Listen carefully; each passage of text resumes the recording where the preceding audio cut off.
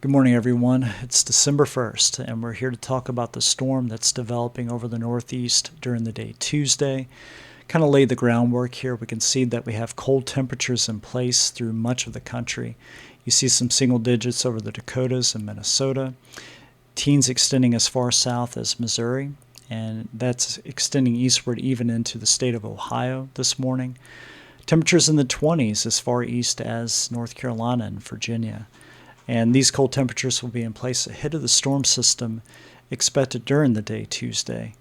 So we'll kind of jump into things talking about the 500 millibar heights first and the position of the trough that's over the Great Plains Monday morning.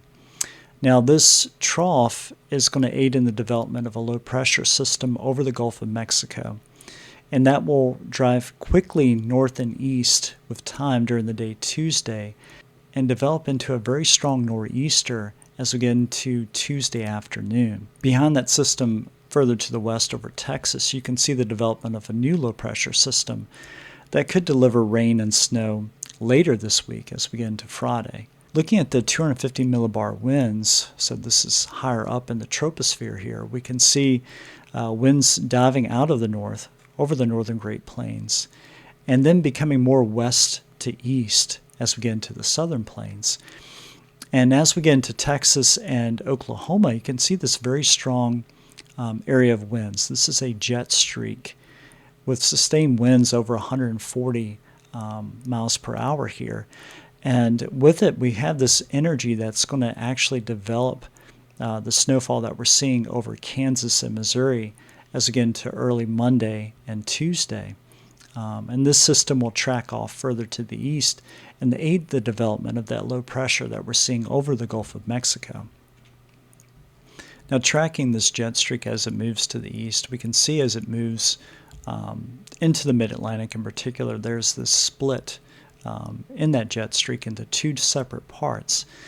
And in the middle of this, we have the developing cyclone, and its relative position actually aids in its development relative to the jet streaks that we see there on the screen. Now I'm going to pause the motion of this video just for a moment to show you each jet streak on the screen. And what I've done here is I've shown a quadrant plane here over each maximum sustained wind. And there's one position over South Carolina that we see Tuesday afternoon. And with it, I've drawn a vertical axis and a horizontal axis. And the same thing to the north and east of Maine. We can see another very strong area of winds, again, horizontal and vertical axis here. And I've shown the relative position of the cyclone to each of those quadrant planes. And if you look at, let's say, the quadrant plane to the north and east of the cyclone, it's in the southwest quadrant here, what we would call the equatorward entrance region of that maximum area of winds, or that jet streak. And relatively speaking to this jet streak over South Carolina, you can see that the cyclone is in the northeastern quadrant of this jet streak, and that would be considered the polar exit region.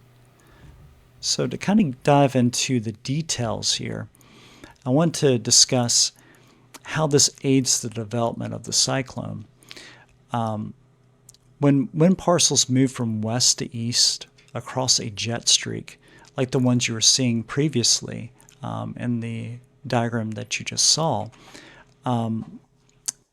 they have the entrance region of the jet streak that you're seeing here on the left-hand side, the exit region on the right-hand side. But you also have two other regions that are important here. You have the northern side of the jet streak, which is considered the polar region of the jet streak. And then you also have a southern region of the jet streak, which is considered the equatorward side of the jet streak. And this really determines how these parcels interact with one another as they move from west to east. There's a tendency to pull the parcels in different directions depending on which side that you're looking at. And to kind of dive into further detail here, there's two different pulls going on. You have a pull to the north caused by the pressure gradient force, And you also have a pull to the south, indicated in green here by the Coriolis force. And what I've done here is I've drawn in the center of this diagram a jet streak, the purple indicating the maximum sustained winds. And around it we have these 4 quadrants. Now what I've done also is I've shown these purple boxes here indicating wind parcels, and or air parcels, I should say. And what I've done here is I've limited it to 4 on the entrance side and also on the exit side of this jet streak. And the poleward entrance side, again, this would be on the northern side, as these parcels enter into the jet streak from west to east, you can see how they kind of congregate on the northwestern side. And then on the southern side, they kind of spread apart. And the reason is that these parcels have a tendency to be pulled northward as they enter the jet. And the reason for that, physically speaking, is that there's acceleration of the parcels entering the jet from the left-hand side.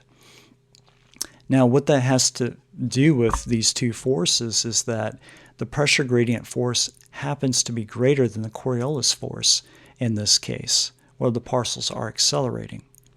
The opposite is true as these parcels, these purple boxes, right, indicating that, exit the jet. They actually begin to decelerate as they move out of that area of fastest wind speed. And because of that, what ends up happening is that the Coriolis force takes over, in a sense, and actually has a stronger pull on the parcels. And what that begins to do is drag these parcels further to the south as they move to the right of the jet streak. And what you end up having is 2 areas of convergence that develop. You have one to the, let's say, the southeast here. That's called the equatorward exit region. And then you have another area over the northwestern quadrant, which is called the poleward entrance region. Now, the opposite of that is where you have divergence, and this is separation of those parcels. And that occurs in the poleward exit region that you see in the northeastern quadrant, and also in the southwestern quadrant, or the equatorward entrance region. Now, that's a lot of information, but the big takeaway here is that where you have divergence in the upper levels of the atmosphere, again, this is at 250 millibars in the troposphere, these blue regions, these are actually prime areas for the development of a cyclone. Because if you have spurting air at the top of the atmosphere, air moving apart from one another, that's actually going to encourage convergence at the surface. So in this diagram here, I want to show the divergence of these purple air parcels here at the top of the troposphere and what that means for the surface.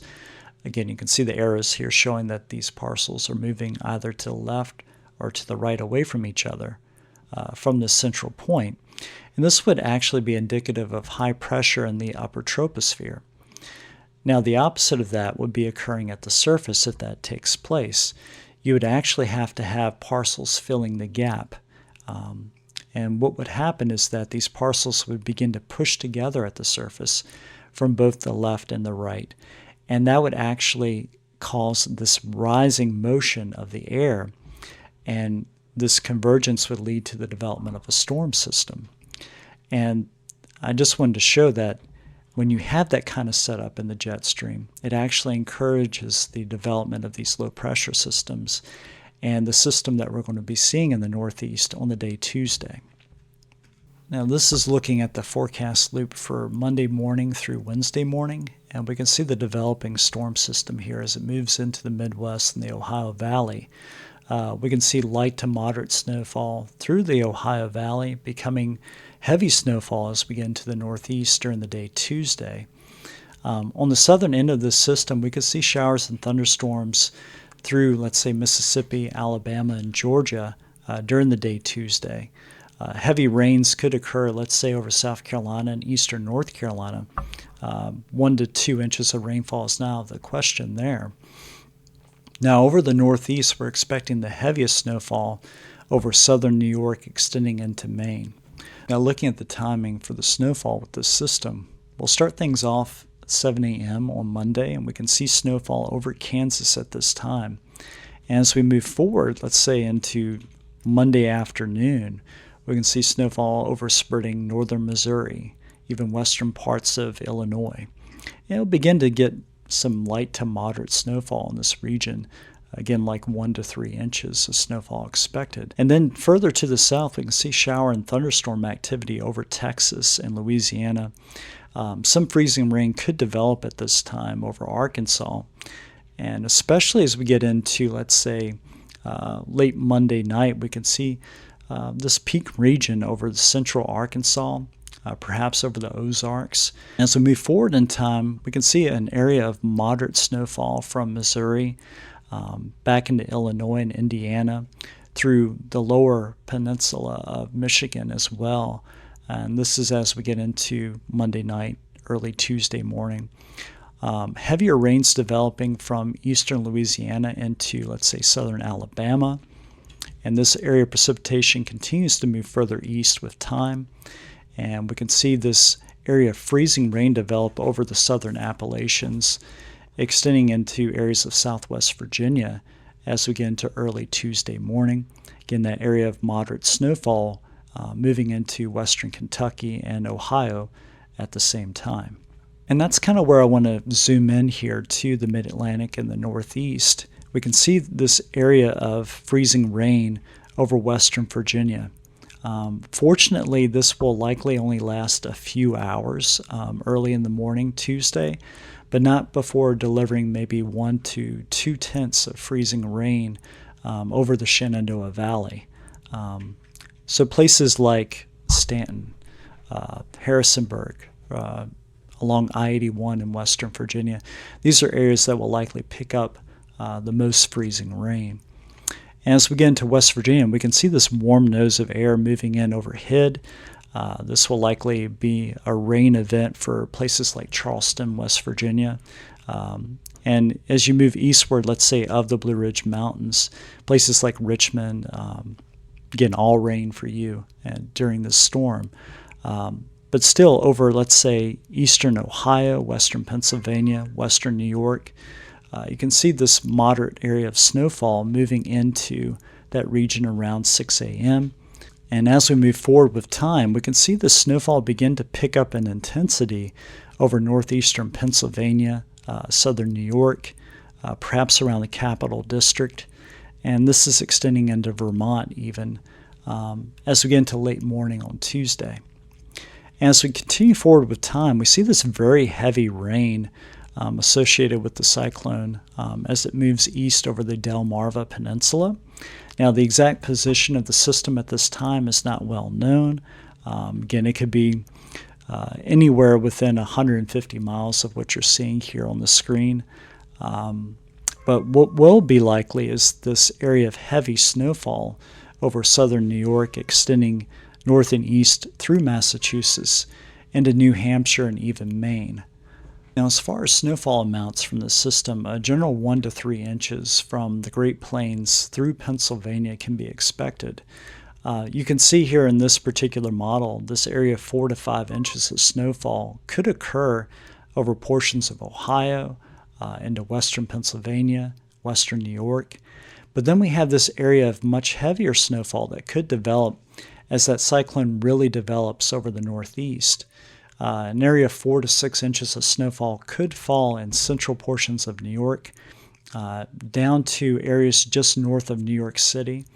And there could be some really heavy snowfall over the Catskills, extending eastward into the Berkshires, the Green Mountains, and even, let's say, the White Mountains of New Hampshire. Some locations could pick up over 8 inches of snow. Now, I do want to point out the snowfall that you're seeing over western Virginia will likely not occur. More than likely, we'll be seeing freezing rain changing to rain in that area. Temperatures are not going to support snow necessarily in the upper atmosphere. But for the rest of us, let's say from portions of Indiana, Ohio, into Pennsylvania, north and eastward through New York State and into Maine, we could be seeing a decent snowstorm here. But that wraps up our video for today, so I hope you enjoyed it. From our discussion about this winter storm to discussing the development of a cyclone. If you have any questions, please leave that in the comments. Snowfall amounts, if you live in any of these locations that we talked about, I think I would like to hear about it. Maybe some people that watch the video would like to hear about it. So your feedback is always welcome. Have a great week.